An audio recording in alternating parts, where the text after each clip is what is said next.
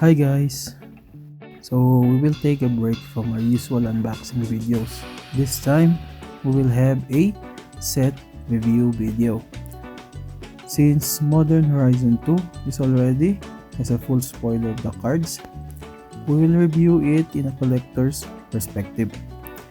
I know every one of us are eager and really excited of the new cards being released, like that new tutor and its other suspend or zero to cast cycle,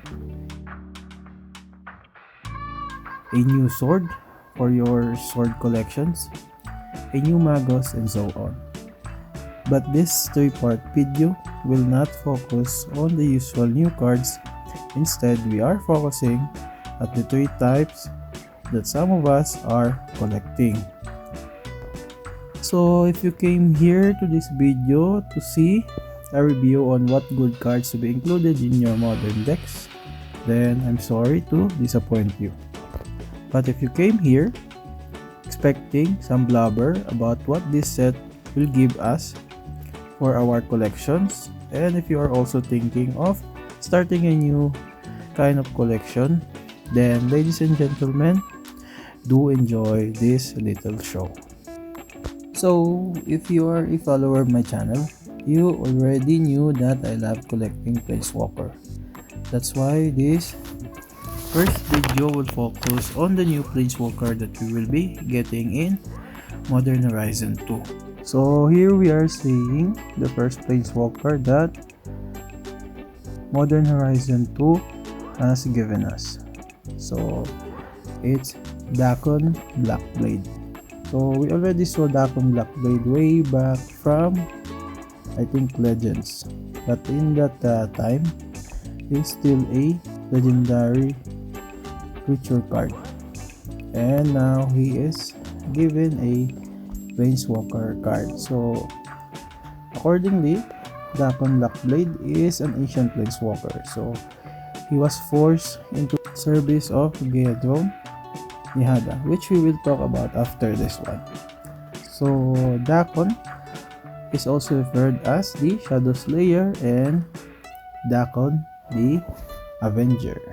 Dakon is the one who possesses or owns the Black Blade, which we saw also from the future site being wielded by Korlash. Then finally in the Warp the Spark used by the late Gideon Ijura. So here's the card for Dakon Shadow Slayer. We are lucky to get 3 additions for our Planeswalker collection. So we have here the normal art of Dakon. Then we have the extended art or borderless. So I'm not too familiar to how to determine the both, either extended or borderless. And finally, we are getting the sketch art. So here we have our first Planeswalker, Dakon Shadow Slayer.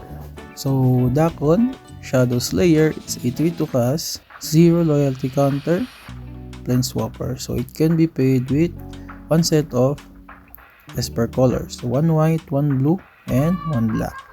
So Dakon Shadow Slayer has the ability that it enters the battlefield with a number of loyalty counters on him equal to the number of lands we control, same as the power and toughness from his legendary creature card from my back. Last one ability is Surveil 2.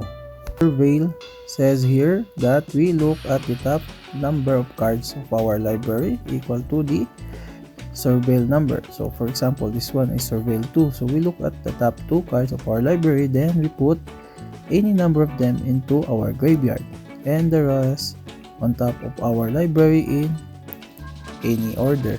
It's more like a scry. So you have the choice to put the other cards to the graveyard rather than the bottom of the library, and keeping the others or nothing at the top. of your library. Next we have Dakon's -3 ability. Says here, we exile a target creature. And finally, its ultimate is a -6 loyalty counter. Then we may put a artifact card from our hand or graveyard onto the battlefield. So this one is a good addition if you have a Sun Titan. So it will be a good addition for Sun Titan's target. Next we have here is Gedron Dihada. So Gedron Dihada also has a first Planeswalker card that being introduced to us. According to the lore, Gedron Dihada was a powerful and ancient demonic Planeswalker who first appeared on Dominaria between the fall of the Tron and the Brothers' War. I will not delve deep into the story of this Planeswalker, same as what we are doing with the other two. Here we also have Gedron's normal art. Then next one is the extended or borderless art. And finally we have the sketch art. So Gedron Dihada is a 4 to cast or loyalty counter Planeswalker. So we can pay her by 1 generic and 1 set of Quick Season colors. So that's 1 blue, 1 black, and 1 red. So it says here, she has protection from permanents with corruption counters on them. So a new counter is being introduced here. Her +1 ability is each opponent loses 2 life and we gain 2 life. Then we put a corruption counter on up to 1 other target creature or Planeswalker. Second ability is -3. We gain control of target creature or Planeswalker until end of turn. So more like threaten. Then we untap it and put a corruption counter on it. Then it gains haste until end of turn. And finally, its ultimate is a -7 loyalty counter to gain control of each permanent with a corruption counter on it. And lastly, we have Grease the Hunger Tide. So even the lore doesn't say a lot about Grease. So it's only said here that Grease, known as the Hunger Tide, is a Planeswalker from an undisclosed plane. And also, it is an insect. But if we are talking about the card, it was already being cleared out by Mark Tabak, I think, that Grease can be your commander. So here we have Grease the Hunger Tides normal art that looks like a skull or a skeleton. Then we have its extended or borderless art that more looks like a cosplayer. And finally, a sketch art of Grease the Hunger Tide. So Grease the Hunger Tide is a 3 to cast, 3 loyalty counter Planeswalker that can be paid with 1 generic and 1 set of Bulgarian colors. So 1 black and 1 green. So it says here, Grease is an insect or is a 1/1 insect creature in addition to its other types if it isn't in the battlefield. And its +1 ability says create a 1/1 black and green insect creature token, then mill a card. If an insect card was milled this way, put a loyalty counter on Grease and repeat this process. Its -2 ability is we can sacrifice a creature, or we may sacrifice a creature, and if we do, we can destroy target creature or Planeswalker.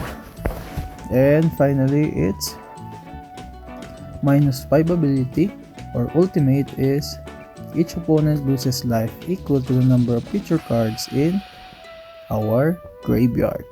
So finally the video ended here. So that wraps up our set review for Modern Horizon 2 Planeswalkers.